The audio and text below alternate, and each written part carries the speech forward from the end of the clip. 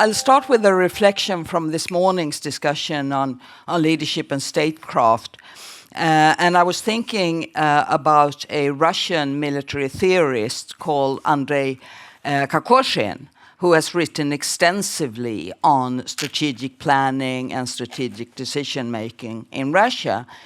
And he always emphasizes and underlines the importance in strategic decision-making is to make a sound and sober evaluation of one's own strengths and weaknesses. And he says it's no less difficult than to do it for the enemy. This evaluation should be a restraint when setting the political goals for the coming operation. I want you to bear that in mind as a background. So now, currently, we're 9 years into the war, 1.5 since the large-scale Russian invasion. This begs for the question of when war starts, rather than the more common one these days, when does the war end? But I will leave that aside for the moment and instead try to put the war into context, explore the roots of Russia's strategic behavior and its consequences for Russia and its neighbors. First, it's worth remembering that this is by far not the first time that Russia is waging a war in Ukraine. I'd like to remind you of Herman Gumerus, then head of the Finnish legation in Kiev in 1918 to 1919. He wrote about when Bolshevik fighters, including regular Russian armed forces, made incursions in the northeast of Ukraine, in the Kharkiv area. And finally, on the 9th of January 1919, the Ukrainian government got so fed up with this, so they sent a note to Moscow asking that the war operations were halted and that Russian troops were withdrawn immediately. Moscow replied, "There are no Russian troops in Ukraine, and we don't have any responsibility whatsoever for what irregular formations are doing." The efforts then to gain independence failed, but Gumerus reminds us the world can no longer doubt the existence of a Ukrainian nation. And he wrote, "The Ukrainian leaders are adamant. Their goal is a complete divorce from Russia." Now, about the current war. Initially, clearly, the decision was primarily taken by President Putin and the security services. Now, this blitzkrieg plan failed, and now it's the armed forces war again. There are parallels here to Afghanistan, 1979, to my mind. And Putin has made clear that he sees the Chechen wars of the 1990s as the model to follow. The lessons learned from the Chechen wars and the events in Kosovo in 1999 by the Russian political and military leadership were the following, as a Russian academic wrote at the time. The main lesson is that the goal justifies the means. The use of force is the most efficient problem solver if applied decisively and massively. Negotiations are of dubious value and are to be used as a cover for military action. Legality of state actions, observation of laws and legal procedures, and humanitarian suffering are of secondary significance relative to achieving the goal. Limiting one's own troop casualties is worth imposing massive devastation and collateral fatalities on civilian populations. Foreign public opinion and the position of Western governments are to be discounted if Russian interests are at stake. So, What, then, is the background to the current situation? I'd like you to remember that war and conflict in Russia is seen as strategy at the highest level. It is politics with other means. They hold on to their Clausewitz here. And the strategic political goals set for all this remain intact, regardless of the temporary setbacks on the battlefield. As for the goals, they have been trumpeted out from the Kremlin for over 15 years. Russia is on a strategic offensive. Ultimately, this is about restoring the empire in some form or another. Second, the drivers for Russia's war against Ukraine emanate from Russia. All security policy begins at home. We've seen the dynamic working between inner repression and outer aggression in a strong dynamic for the past 10 years. And already, to be honest, already in the 1990s, the writing was on the wall. Making Russia a great power again was the theme of Yeltsin's presidential campaign in 1996.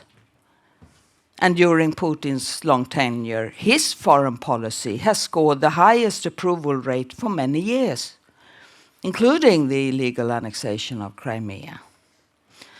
Now, having said this, to me, we are where we are because of political choices made by the Russian leaders. There are many instances when Putin could have made other choices but chose not to do so. In that sense, Putin is a product of Russia.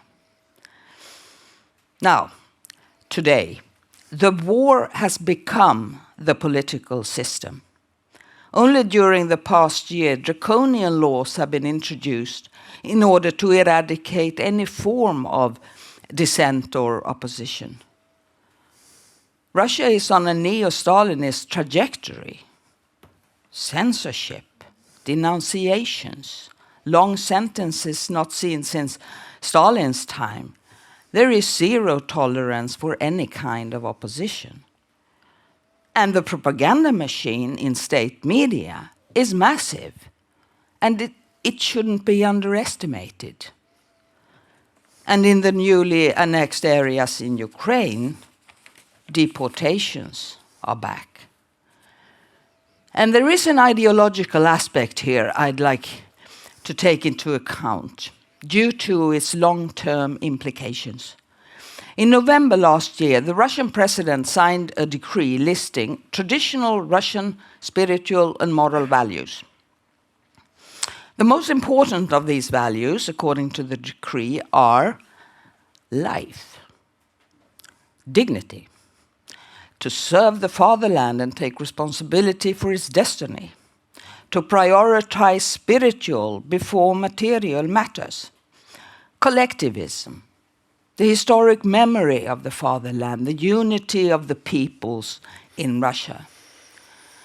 At the same time, the so-called destructive ideology is defined.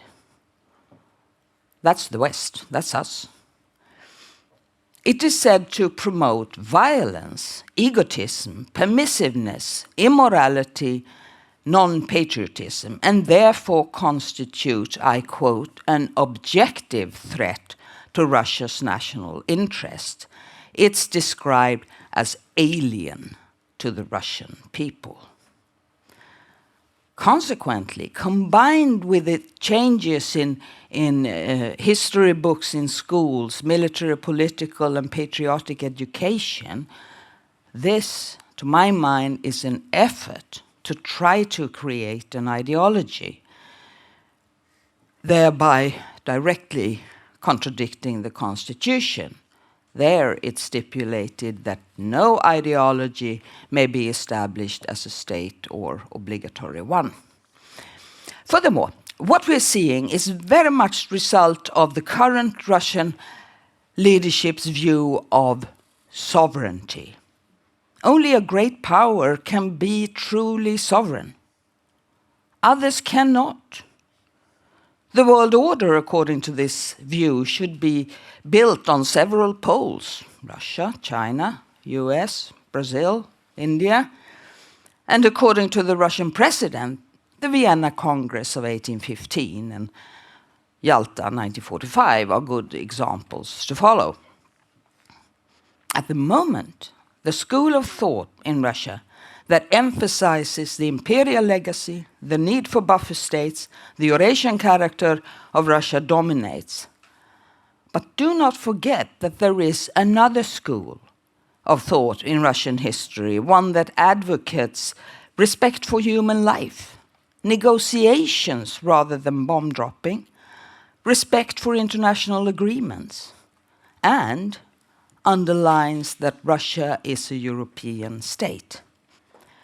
So, taking a longer time perspective on Russian strategic behavior, Russia as a geopolitical actor, I propose 4 variables, 4 structural conditions, if you will, factors influencing Russian strategy over time. 1, the armies, the military's position as a founding, integrated part of Russia as a state. The link between the military tools and the survivability of the ruler or regime, and which allocates larger part of the state resources to the military and defense. Secondly, territories. Territorial expansion, driven in part for economic reasons and in part to protect the heartland, and preferably to wage wars away from the heartland. The uncertainty of borders, which we can see today too. From the Russians' military perspective, territories are crucial to the survival of Russia. Third, the demand for prestige and international great power status on the one hand, and an explicit feeling of insecurity on the other side of the coin. And finally, the nationality question. Russia is not and has never been a nation state. Only today there are over 90 ethnic minorities in Russia, and these 4 variables needs to be handled and balanced by Russia's leaders also in the future. So, what lies ahead? A few points. The consequences of the ongoing war are far-reaching and entail fast changes in Europe, in Ukraine, and Russia. And to my mind, we are only in the beginning of grasping the depth of what this means. We're in for the long haul. Russia's strategic political goals remain intact. And for Putin, as he has made explicit for many years now, Russia has both time and is on the right side of history. So how will it all end? I do not know. I will just end with a quote by the Russian philosopher and writer Vasily Rozanov as a reminder that change, when it comes, can be sudden and is always unpredictable. This is his short drama, La Divina Commedia, published in 1918. With a bang, a creak and a squeal, an iron curtain descended over Russian history. The performance was over. The audience stood up. It was time to put on the fur coats and go home. We turned around, but there were no fur coats, nor any homes. I'll stop there. Thank you.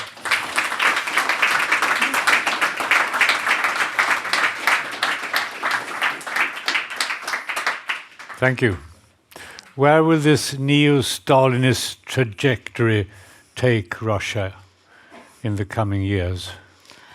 That remains to be seen. I know. That's the cowardly answer. That's what you always can say when you're discussing Russia. Yes. It also depends very much what's happening on the battlefield at the moment. And that we don't know really. No, but right now the trajectory is going in that direction. What hasn't happened is that Russia's borders are not closed, and the leaders have not yet declared a state of war in the country. That's the positive side. You said that the ambition is to restore the empire. Is that the old large empire, or is it more restricted to someone, say, to Russia, Belarus, and Ukraine, to build a sort of Russian-speaking union? Well, Putin has been asked about this, and he responded, in this imperialistic manner, saying that all areas having had a relationship or been under Tsarist Russia or the Soviet Union. So that was the expansionist way. But evidently, since things are not going at all Russia's way, I think they eventually will have to scale down. But it was obvious from the beginning when Putin launched his Eurasian Economic Union that Ukraine must be in it. He started the latest war in order to, as he said, to liberate Ukraine. And now a year later he seems just ambitious to reduce the country to rubble. So how does he get away with this at home? And how can he explain this change of strategy?